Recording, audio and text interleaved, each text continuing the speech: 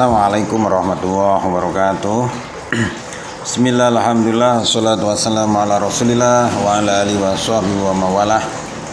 Para netizen yang kami muliakan, di sini kita akan menjawab sebuah pertanyaan tentang mas kawin, hukum dan ketentuannya dalam Islam itu sebenarnya bagaimana.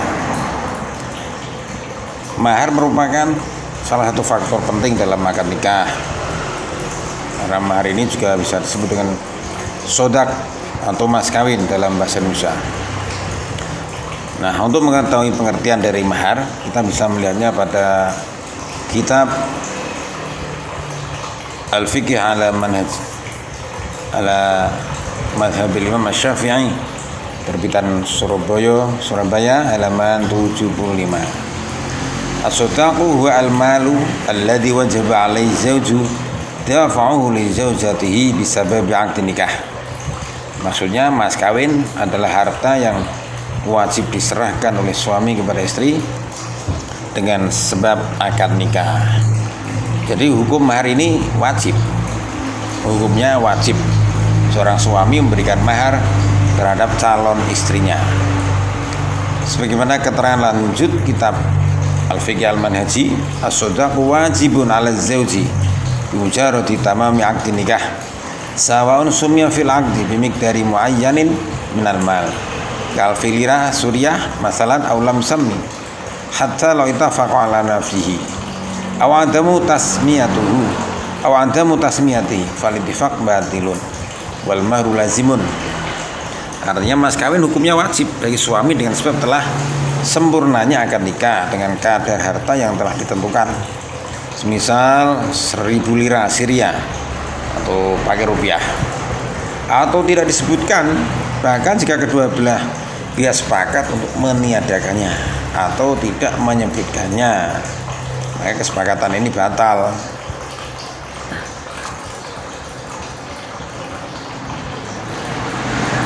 Dan mas kawin tetap wajib. Adapun dalil pensyariatan mahar bisa kita simak dalam Al-Quran surat An-Nisa ayat 4, wa atu an-nisa sadaqatihinna nihlah. Artinya berikanlah mas kawin atau mahar kepada wanita yang kamu nikahi sebagai pemberian dengan penuh kerelaan.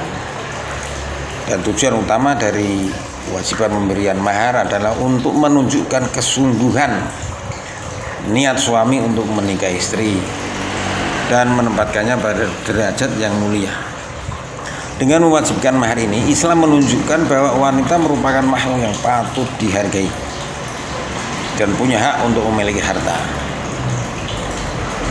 Selanjutnya, apakah mahar ini perlu disebutkan dalam akad nikah atau tidak? Bisa kita temukan jawabannya dalam Syekh Muhammad bin Qasim dalam Fathul Qorib cetakan Karisma tahun 2000 halaman 234. Wa yustahabbu tasmiyatu 'aqdin nikah al-maghrafi fa lam yusamma fi 'aqdin nikah marun sohal 'aqdu. Artinya disunahkan menyebutkan mahar dalam akad nikah meskipun jika tidak disebutkan dalam akad nikah tetap sah. Jadi penyebutan mahar dalam akad nikah itu sunnah, tapi pemberiannya wajib. Memberikan mahar dari suami ke istri itu wajib, dan menyebutkan dalam akad nikah itu sunnah. Meskipun jika tidak disebutkan ya tetap sah. Kemudian masih dalam kitab Fathul Qorib dijelaskan bahwa berapa nilai minimal atau maksimal dalam mahar.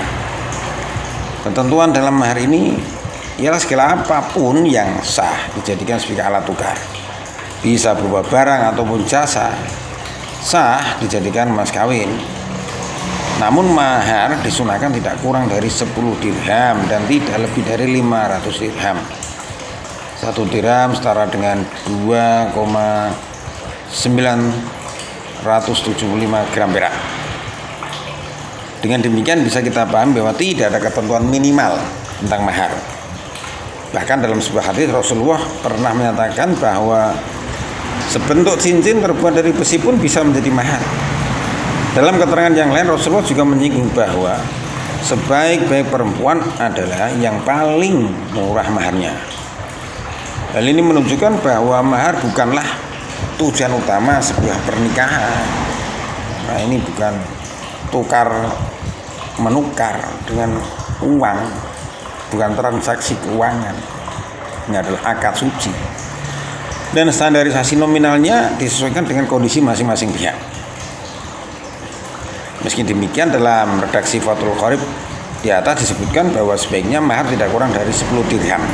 Tidak ada minimal yang pantas, karena harga di bawah itu dianggap terlalu murah bagi seorang perempuan, dan tidak lebih dari 500 dirham, karena jika lebih dari itu akan menunjukkan kearoganan masing-masing pihak. Jadi ya paling bagus ya minimal sesuai dengan kemampuan calon suami lah, tidak terlalu murah, tidak terlalu sedikit, juga tidak terlalu banyak, tidak terlalu memberatkan.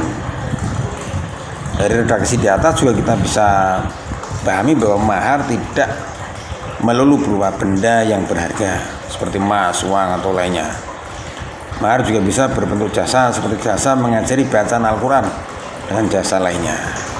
Sehingga ketika ada suami memberikan mahar dalam bentuk jasa, karena mungkin tidak punya uang, dia akan mengajari istrinya membaca Al-Quran, satu surat atau satu Quran penuh, maka itu dianggap sah sebagai mahar dalam sebuah perkawinan. Demikian, kurang lebihnya mohon maaf. Wassalamualaikum warahmatullahi wabarakatuh.